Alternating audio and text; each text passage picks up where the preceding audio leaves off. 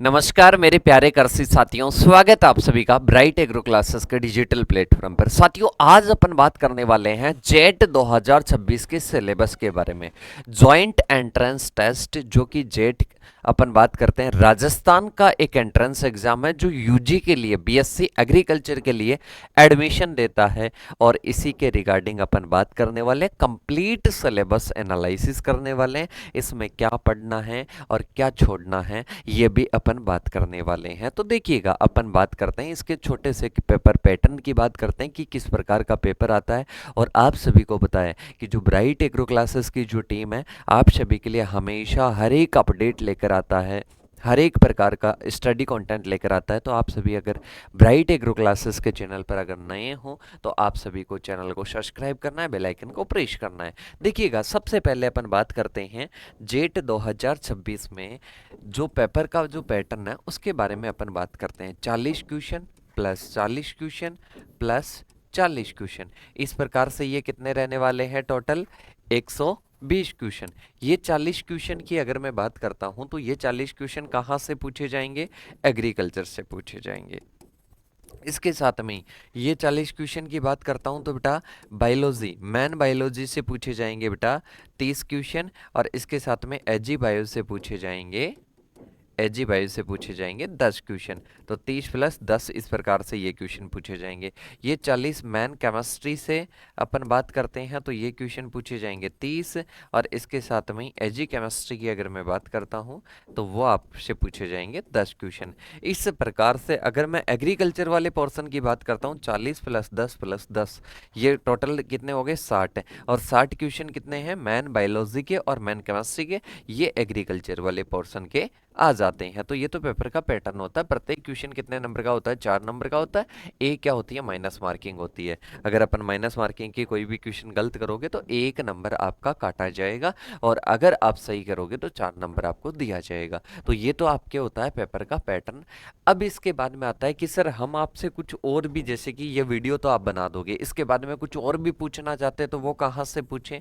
तो बेटा उसके लिए एक नंबर लिख लीजिएगा, ये अपने मोबाइल नंबर हैं जिन पर आप कभी भी कोई भी डाउट आप हमसे पूछ सकते हो, आपको हमेशा रिप्लाई दिया जाएगा। और इसके साथ में ही अपन बात करते हैं सबसे पहले कि आपका एक स्कॉलरशिप टेस्ट हो रहा है BAST 2026, जो कि 2026 के लिए रहने वाला है, और जो सभी एग्रीकल्चर के स्टूडेंट्स के लिए रहेगा जो जेट 2026 की तैयारी कर रहे हैं उनके लिए, क्योंकि उनको फ्री टेस्ट सीरीज, इसके साथ में फ्री कोर्स और ऑफलाइन कोचिंग भी जीतने का मौका, बोले तो तैयारी करने का मौका। क्योंकि जो होनहार स्टूडेंट है, जो बढ़िया इंटेलिजेंट है और वो फीस कम चाहते हैं, तो सभी स्टूडेंट्स को वैसे इसमें फ़ायदा मिलेगा। पर एक बार आप जरूर दीजिएगा BAST 2026। अब इसके साथ में ही बात करते हैं, ऑफलाइन और ऑनलाइन दोनों मोड में रहने वाला है। हेल्पलाइन नंबर इसके लिए ये रहने वाले हैं, तो इन पर आप कभी भी बात कर सकते हो इस कोर्स के रिगार्डिंग, इस टेस्ट के रिगार्डिंग। अब बात करते हैं कि सर जेट के क्रैश कोर्स के बैच कब से स्टार्ट हो रहे हैं? तो ये आपके 5 मार्च से लेकर 10 मार्च तक नए बैच चलेंगे, इंग्लिश हिंदी दोनों चलेंगे। इसके साथ में बाइलिंगुअल चलने वाले हैं, इंग्लिश का अलग हिंदी का अलग। और इसके साथ में ही बात करते हैं आपके ऑफलाइन और ऑनलाइन दोनों, ऑफलाइन मोड पर भी चलेंगे और ऑनलाइन भी। ऑफलाइन कहाँ पर रहेगा? जयपुर में अपना सेंटर है, जोटवाड़ा कांटा चौराया, वहां पर आप आकर ऑफलाइन तैयारी कर सकते हो। अब इसके बाद में चलते हैं अपन आगे की ओर। आगे अपने पास में आता है सबसे पहले सिलेबस। सिलेबस की अगर मैं बात करता हूं तो सबसे पहले अपने कौन सी आती है बेटा? एग्रीकल्चर। और एग्रीकल्चर में यूनिट फर्स्ट आती है जो आती है एग्रोनॉमी की। किसकी आती है? एग्रोनॉमी की। एग्रोनॉमी की बात करते हैं तो सस्य विज्ञान, क्या आती है बेटा? सस्य विज्ञान आती है। सस्य विज्ञान में आपको किस किस के बारे में पढ़ना पड़ेगा? इसमें से कितने क्वेश्चन आएंगे सस्य विज्ञान में? बच्चे पूछते हैं कि सर कौन सी यूनिट से कितने क्वेश्चन आते हैं, कितने नंबर आते हैं? तो बेटा 15 क्वेश्चन आने वाले हैं, मतलब 60 नंबर का मटेरियल यहाँ से आने वाला है। अब इसमें बात करते हैं तो एक तो इसका जनरल पूछा जाएगा। पहली यूनिट की बात करता हूँ तो इसका जनरल मतलब सामान्य जानकारी पूछी जाएगी। फिर आता है मौसम और जलवायु, क्लाइमेट एंड वेदर। फिर दूसरा आपका टॉपिक आता है मौसम एंड जलवायु। फिर इसके बाद में अपने पास में थर्ड आता है इरिगेशन। इरिगेशन की बात करते हैं तो सिंचाई वाला टॉपिक आपसे पूछा जाएगा। फिर इसके बाद में आता है वीड। वीड की बात करते हैं तो खरपतवार वाला टॉपिक आपसे पूछा जाएगा। फिर आता है एरिड एग्रीकल्चर। बात करते हैं तो शुष्क खेती। क्या आता है बेटा? शुष्क खेती आता है। ये सॉइल का पोर्शन आता है। सॉइल की बात करते हैं तो मृदा का पोर्शन आता है। और इसके साथ में पोषक तत्व का आपसे पूछा जाएगा। पोषक तत्व की बात करते हैं न्यूट्रिएंट। फिर आपसे पूछा जाएगा क्रॉप्स, बोले तो फसलें। और यही आपके क्या होती है बेटा? यही आपके एग्रोनॉमी होती है। एक और अपन देखें तो बीज और सुसुप्तावस्था, सॉइल का इरोजन, जो कि सॉइल वाले पोर्शन में भी आ जाते हैं। तो यहाँ पर देखिएगा ये अपने पास में आता है क्रॉप रोटेशन, फसल चक्कर के बारे में भी आपसे पूछा जाता है। तो बेटा यहाँ पर मेन टॉपिक्स की अगर मैं बात करता हूँ तो कौन सा? जनरल वाला आ जाएगा, वेदर और क्लाइमेट। बात करते हैं मौसम और जलवायु। इरिगेशन बोले तो सिंचाई, वीड बोले तो खरपतवार, एरिड एग्रीकल्चर की बात करते हैं शुष्क खेती, क्रॉप रोटेशन की बात करते हैं फसल चक्कर, इसके साथ में न्यूट्रिएंट और फर्टिलाइजर मतलब पोषक तत्व वगैरह, और इसके साथ में ही इसमें मशीनों वगैरह के बारे में, जल निकास के बारे में, सिंचाई के बारे में, और इसके साथ में जो भी अपनी फसलें हैं, क्रॉप्स है, जैसे कि रबी क्रॉप्स है, इसके साथ में खरीफ क्रॉप्स है, इनमें भी अलग, ऑयल सीड्स अलग है, सीरियल्स अलग है, और इसके साथ में पल्सेस अलग है। तो उन सभी फसलों के बारे में अपन बात करने वाले हैं। तो ये अपने पास में फसलें आ जाएगी एग्रोनॉमी की सारी। और इसके साथ में ही अगर अपन बात करते हैं तो एक और अपने पास में आता है एग्रीकल्चरल इकोनॉमिक्स। एग्रीकल्चरल इकोनॉमिक्स की अगर मैं बात करता हूं तो इसमें आपको अर्थशास्त्र के बारे में, एग्रीकल्चर का जो अर्थशास्त्र है ना, उसके बारे में भी आपको पढ़ाया जाएगा। और जो लॉन्ग ईयर वाले बच्चे हैं उन सभी को पता है कि यहाँ तक अपना सिलेबस भी कंप्लीट हो चुका है। जो 2 महीने पहले अपने थोड़ा सा क्रेश कोर्स, ऐसे मान लो तो क्रेश कोर्स का क्या है, थोड़ा सा बड़ा रूप है, वो वाला बैच स्टार्ट हुआ था, उसमें अपन ने पढ़ा भी था। फिर इसके बाद में इसमें ऑर्गेनिक फार्मिंग, ऑर्गेनिक फार्मिंग की बात करते हैं तो जैविक खेती के बारे में भी पूछा जाता है। किसके बारे में बेटा? जैविक खेती के बारे में पूछा जाता है। तो ये वाला अपना चैप्टर हो गया। फिर इसके बाद में यूनिट बी आती है। यूनिट बी में अपने को पढ़ना पड़ता है किसके बारे में? हॉर्टिकल्चर। हॉर्टिकल्चर के कितने क्वेश्चन आएंगे? 15 क्वेश्चन आएंगे, 15 एग्रोनॉमी के। अब हॉर्टिकल्चर का सबसे पहले तो जनरल हो जाएगा। जनरल के बाद में क्या आता है? जनरल के बाद में इसमें अलग अलग पोर्शन होते हैं बेटा। एक तो फल, फल की बात करते हैं जिसको पोमोलॉजी बोलते हैं, फ्रूट्स।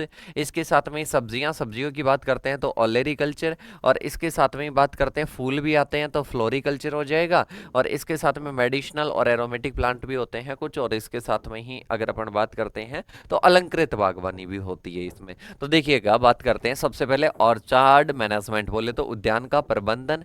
और इसके साथ में ही बात करते हैं स्टडी ऑफ फ्लावरिंग फ्रूट्स, मतलब अपने को फ्रूट क्रॉप्स के बारे में स्टडी करनी है, वेजिटेबल्स के बारे में स्टडी करनी है, नर्सरी के बारे में स्टडी करनी है, और सब्जियों की खेती के बारे में आ जाएगा। ऑर्नामेंटल गार्डनिंग, अलंकृत बागवानी, इसके साथ में ऑर्नामेंटल प्लांट्स के बारे में अपने को पढ़ना है, फ्लावर, फूलों की खेती के बारे में पढ़ना है, और इसके साथ में मेडिसिनल, बोले तो जो औषधीय पौधे होते हैं उनके बारे में भी अपने को पढ़ना है। और फिर आता है जैम जेली बनाने वाली। जैम जेली की बात करते हैं तो जो अपने जैम जेली बनती है वो पोस्ट हार्वेस्ट टेक्नोलॉजी में आती है, प्रिजर्वेशन में आती है, तो वो अपन पढ़ेंगे। तो ये अपने पास में हॉर्टिकल्चर हो जाएगी। फिर इसके बाद में आती है यूनिट सी, जिसको अपन कहते हैं एनिमल हस्बेंड्री। एनिमल हस्बेंड्री में टोटल टोटल कितने क्वेश्चन आएंगे बेटा? ओनली 10 क्वेश्चन आने वाले हैं। और 10 क्वेश्चन में बात करते हैं तो यहाँ पर पहले तो जनरल आ जाएगा। फिर बात करते हैं इन पशुओं में क्या होता है बेटा? जनन होता है। तो पशुओं में प्रजनन होता है, ब्रीडिंग होती है, उससे अपन बेटर से बेटर अपन जो भी नस्ल है, ब्रीड अपन तैयार कर सकते हैं। तो उसके बारे में अपने को पढ़ना है।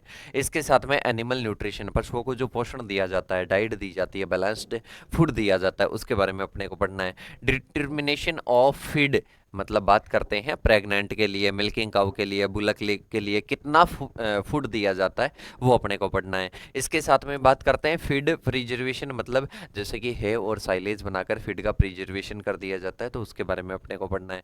फिर आता है बेटा एनिमल हेल्थ। एनिमल हेल्थ की बात करते हैं, पशुओं के स्वास्थ्य के बारे में पढ़ना है।